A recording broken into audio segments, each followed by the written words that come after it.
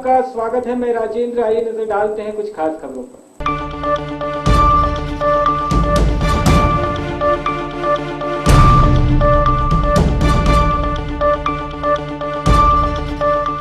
राष्ट्रीय राजमार्ग 65 पर प्रस्तावित नए कैथल बाईपास के लिए अधिग्रहित की गई भूमि की मुआवजा राशि को बढ़ाने को लेकर तितरम मोड़ पर पिछले 39 दिनों से चल रहे किसानों का प्रदर्शन शांतिपूर्वक संपन्न हुआ। राष्ट्रीय राजमार्ग 65 पर प्रस्तावित नए कैथल बाईपास के लिए अधिग्रहण की गई भूमि की मुआवजा राशि को बढ़ाने को लेकर तितरम मोड़ पर पिछले 39 दिनों से चल रहे किसानों का प्रदर्शन शांतिपूर्वक संपन्न हुआ। किसान नेता धर्मपाल छोतर और राजेश कौत ने कहा है कि यहाँ किसानों की जीत हुई है। उन्होंने कहा है कि किसानों ने अपने हकों के लिए संघर्ष किया और किसान न्याय की मांग कर रहे थे। आज उनकी मांगों को सरकार और जिला प्रशासन ने पूरा किया है, जिस कारण किसानों में खुशी की लहर है और किसान आज लड्डू बांट रहे हैं। पुलिस अधीक्षक कृष्ण मुरारी ने कहा है कि जब से किसानों का यह आंदोलन चल रहा था, पुलिस ने कानून व्यवस्था बनाए रखने के लिए पूरे सुरक्षा प्रबंधन किए हुए थे। उन्होंने कहा कि किसानों का धरना प्रदर्शन खत्म होने से पुलिस को राहत जरूर मिलेगी। जो शुरू में अवार्ड मांगा था, आज वो अवार्ड हमें मिल गया है। हम सच्चाई पर थे और सच्चाई की जीत हुई है। 48 दिन लगे हमें इस लड़ाई को लड़ने में, लेकिन हम सच्चाई पर थे, इसलिए हमने ये जीत हासिल की।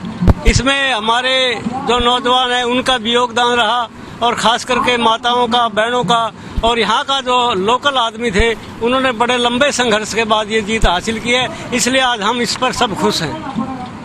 अपने लाडू बांट के खुशी का इजहार किया है। आज हम जीते हैं, सच्चाई की जीत, झूठे हार गए, सच्चे जीत गए। क्या फैसला हुआ है? क्या थी आपकी मांग? हमारी मांग ये थी कि जो आगे और पीछे का जो अवार्ड दिया गया, हमारे को भी उसी मूल कीमत के आधार पर अवार्ड दिया जाए। तो सरकार ने किन मांगों पर सहमति? मैंने आपको अभी बताया था कि इसमें और कुछ नहीं, सिर्फ एक ही बात पर हमारा समझौता हुआ है, इक्विटी इन जस्टिस। एक कोई शब्द है धारा 28 का सेक्शन 7 में इसका प्रयोजन दिया गया भूमि अधिग्रहण में, और उसके तहत किसी को भी किसी के बराबर मुआवजा दिया जा सकता है। मामला दर्ज किया तो उस पर क्या? हाँ, मामला दर्ज की प्रशासन ने हमारे को आश्वासन दिया है कि अब आज इस आंदोलन के दौरान जो आपके ऊपर FIR दर्ज हुई थी वो वापस ले ली जाएंगी। आंदोलन इस तितरम मोड़ पे चल रहा था, इसमें सरकार की तरफ से आश्वासन दिया गया था कि जो आगे पीछे जो गांव है उनको जितना मुआवजा मिला है उनके समान मुआवजा इनको दिया जाएगा, और उसी समझौते पर आज ये धरना ख़त्म हुआ है। जो पिछले गांव को जो 45 लाख से 47 लाख तक का मुआवजा मिला है, उतना ही मुआवजा इन किसानों को मिलेगा, ये आश्वासन इनको दिया गया है। 47,40,000 के करीब इनका मुआवजा तय किया गया है। क्या केसेस वगैरह के बारे में? केसेस वगैरह के बारे में कानूनी प्रक्रिया अपनाते हुए आगामी कार्रवाई की जाएगी, और इसके लिए सरकार से बातचीत जारी है। क्या मानते हैं कि जिला प्रशासन को एक जो है बड़ी राहत मिली है जो लंबे समय से आंदोलन चल रहा है? बिल्कुल राहत मिली है। सिर्फ प्रशासन को ही नहीं, से किसानों को भी इस आंदोलन खत्म होने से राहत मिली है। आंदोलन चल रहा था तो हमारी फोर्स 10-2 थी, तो आज रिलैक्स हुई है, तो राहत तो नेचुरली बात है। और रही कानून व्यवस्था की बात, तो जब से आंदोलन चला है तो 2 दिन थोड़ी देर के लिए छोड़ के बाकी रोड ब्लॉक भी नहीं हुए, और ना ही किसी कोई ऐसी सिचुएशन आई कि लॉ एंड ऑर्डर खराब हुआ हो। तो कुल मिलाकर कानून व्यवस्था इसके दौरान भी ठीक ठाक रही है, और आज इसका जब समापन हो गया तो आगे हम रिलैक्स भी हैं और भी ठीक रहेगी। कैथल से राजेश सेठी की रिपोर्ट। यमुनानगर के खजूरी रोड पर बाइक सवार 3 नकाबपोश युवकों ने पिस्तौल के बल पर प्लाईवुड फैक्ट्री के मुनीम से 6 लाख रुपए लूट लिए।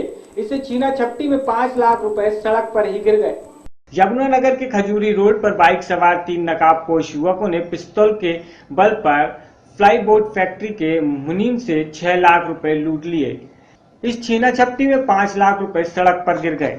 इस दौरान शोर सुनकर मौके पर पहुंचे अन्य कर्मचारियों के कारण बदमाश वारदात को अंजाम देने के बाद हवाई फायर करते हुए फरार हो गए।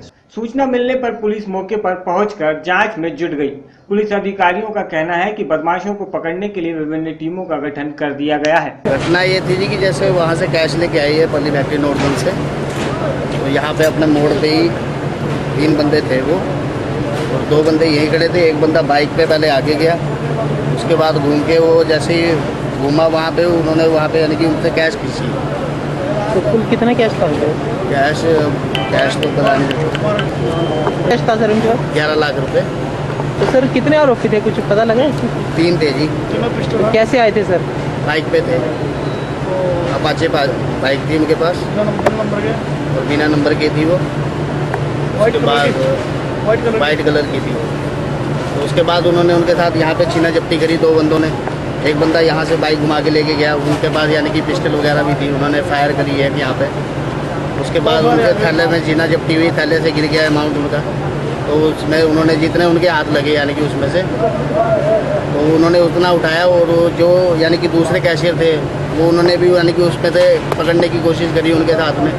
और जो दूसरा था उनके साथ में वो उनके पीछे भागा भी, उतने में वो बाइक पे बैठे और यानी कि निकल गए। फिर उन्होंने एक फायरिंग वहाँ करी अपना कांटे पे, एक कांटे पे जाके आगे करी। फिर एक चाय वाले की दुकान है वहाँ जाके हवाई फायरिंग करी।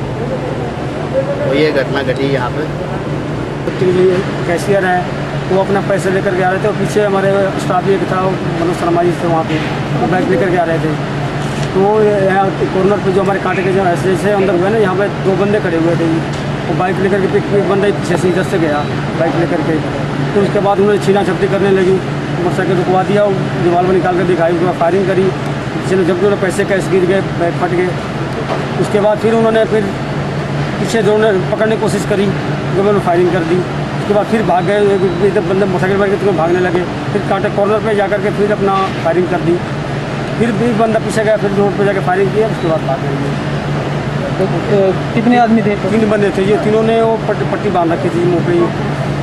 तो क्या मोटरसाइकिल पे थे? हम मोटरसाइकिल पे थी, तीनों बाइक पे थे। तो मारपीट भी हुई है? छीना झपटी हुई ना जी। बुजुर्ग आदमी थे, हमारे अकाउंट बुजुर्ग आदमी थे, उनको भी चोट थोड़ी लग गई है, गिर गए थे वो भी बाइक से नीचे। तो ये यमुनानगर से राजकुमार सैनी की रिपोर्ट। करनाल पुलिस ने सीएम सिटी करनाल के भाजपा किसान मोर्चा के जिला प्रबंधक सुखबीर सिंह सद्दू समेत 8 लोगों के खिलाफ स्कूल को जालसाजी कर हड़पने के आरोप में मामला दर्ज किया है। करनाल पुलिस ने सीएम सिटी करनाल के भाजपा किसान मोर्चा के जिला प्रबंधक सुखविंदर सद्दू समेत 8 लोगों के खिलाफ स्कूल को जालसाजी कर हड़पने के आरोप में मामला दर्ज किया है। इसके बाद भाजपा नेताओं में हड़कंप मचा हुआ है। पुलिस ने यह कार्रवाई घरोड़ा निवासी शिकायतकर्ता कर्मवीर पन्नू की शिकायत पर दर्ज की है। करनाल पुलिस को शिकायतकर्ता कर्मवीर पन्नू द्वारा लंबे समय से शिकायत की जा रही थी कि उसके बाद शिकायतकर्ता ने मुख्यमंत्री के करनाल ओएसडी अमरिंदर सिंह को भी शिकायत की थी। वहां से भी समय रहते कोई कार्यवाही अपनी पार्टी के जिला प्रबंधक के खिलाफ नहीं हुई थी। बाद में शिकायतकर्ता कर्मवीर पन्नू ने पुलिस अधीक्षक करनाल पंकज नैन को शिकायत दे बताया कि उन्होंने 9 आदमियों के साथ मिलकर करनाल में घरोड़ा में श्री सरस्वती एजुकेशनल सोसाइटी साल 2003 में बनाई थी, जो जिला करनाल में पंजीकृत है। मेरा इसमें ऑडिट का पद था। कुछ भूमाफिया इसमें नाजायज तौर पर शामिल हो गए और सभी ने मिलकर साजिश रच उनके जाली दस्तखत कर स्कूल व सोसाइटी से धक्के मारकर बाहर का रास्ता दिखा दिया। सभी ने जान से मारने की उन्हें धमकी दी है। शिकायतकर्ता ने बताया कि दोषियों की भाजपा सरकार में ऊंचा रसूख होने व मुख्य दोषी रघुवीर संधू को करनाल जिले का भाजपा किसान मोर्चे का प्रधान है, जिसके चलते कई महीने लग गए उन्होंने आरोपियों के खिलाफ मामला दर्ज करवाने में, लेकिन आखिरकार थाना सिविल लाइन में मुख्य आरोपी करनाल भाजपा किसान मोर्चा के जिला प्रबंधक रघुवीर संधू, उनकी पत्नी कृष्णा संधू समेत 8 लोगों के खिलाफ पुलिस ने मामला दर्ज कर ही लिया। जो धोखाधड़ी का बीजेपी नेता के खिलाफ मामला दर्ज हुआ है सर, ये हमने एक स्कूल पढ़ा था ग्राउंड में, शरण वाटिया सीनियर सेकेंडरी पब्लिक स्कूल, और उसमें सोसाइटी के तहत उसका स्कूल चला था Shri Saraswati education and social society. तो सर एक आदमी एक्सपायर हो जाता है, हमारा मेंबर में 9 मेंबर थे तो उनको कुछ दिक्कत थी, उन्होंने जमीन अपनी बेच दी। तो ये आदमी एंटर कर गया, 2-3 दिन और बेच दी, जमीन बिकती है, कभी सोसाइटी नहीं बिकती। इसमें इसने सोसाइटी में घुस के जाली सब के साइन करके मेरे कम से कम 50 जगह साइन जाली किए हैं। और उसमें इसने क्या किया, मेरे अटेंडेंस दिखाता रहा और मेरे फेक साइन करता रहा ताकि इसे उसका ना हो। मेरा उसमें ऑडिटर पद था, मैं फाउंडर मेंबर हूँ। इसने मेरे को सिंपल मेंबर बना के मेरे पद पे इसने अपनी बिटिया को उठा दिया, मेरे जाली साइन करके। ऐसे करके इसने मेरा सब कुछ हड़प दिया सर। क्या नाम है इसका मुख्य आरोपी? इसका सर ये सुखबीर संधू, बीजेपी का जिला किसान सेल का प्रधान है करनाल डिस्ट्रिक्ट का। तो रुतबा दिखाता था उसका? सर कभी मतलब 20 वक्त में जान से मारने की धमकी दे चुका है। और बार बार पैसे की, पावर की, हर चीज़ की मतलब दबाव बनाने की कोशिश करता है। आदमी ले आता है 20-20, कहीं भी कभी कहीं कभी कभी कभी कभी।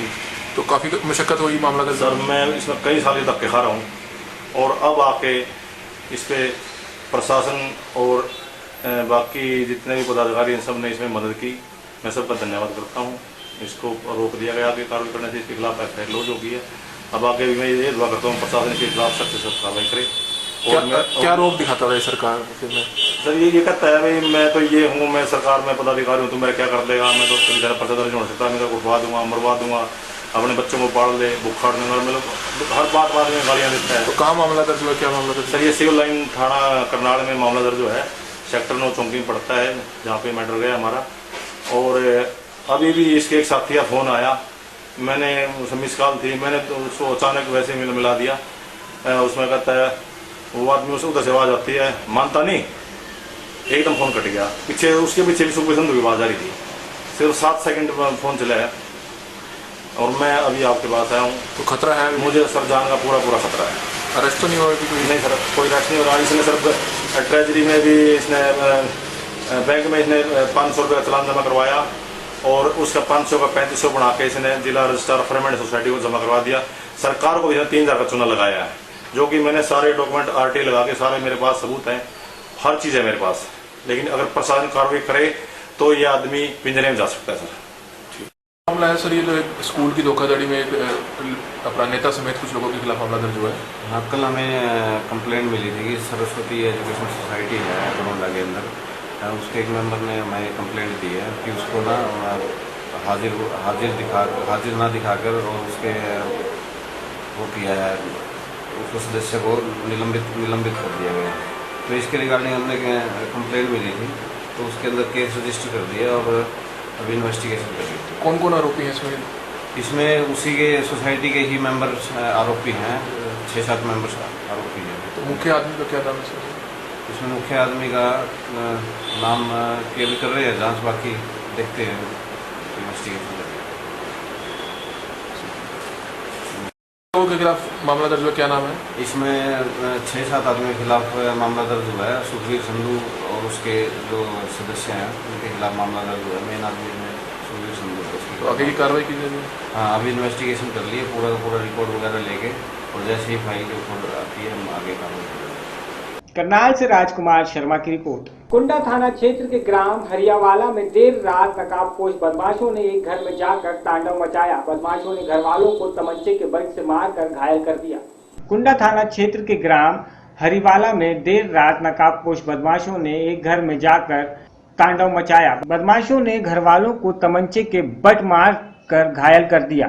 घर वालों ने साहस का परिचय देते हुए शोर मचाया, जिससे नकाबपोश बदमाश भाग खड़े हुए।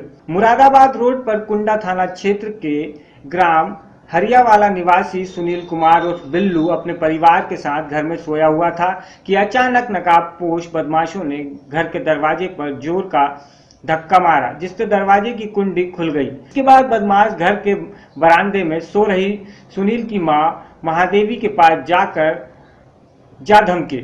उसके बाद मां के शोर मचाने के बाद शोर सुनकर सुनील तथा उनका परिवार जाग गया। उसके बाद बदमाशों ने सुनील के साथ मारपीट की तथा सुनील के सर में तमंचे के बट मारकर उसे घायल कर दिया।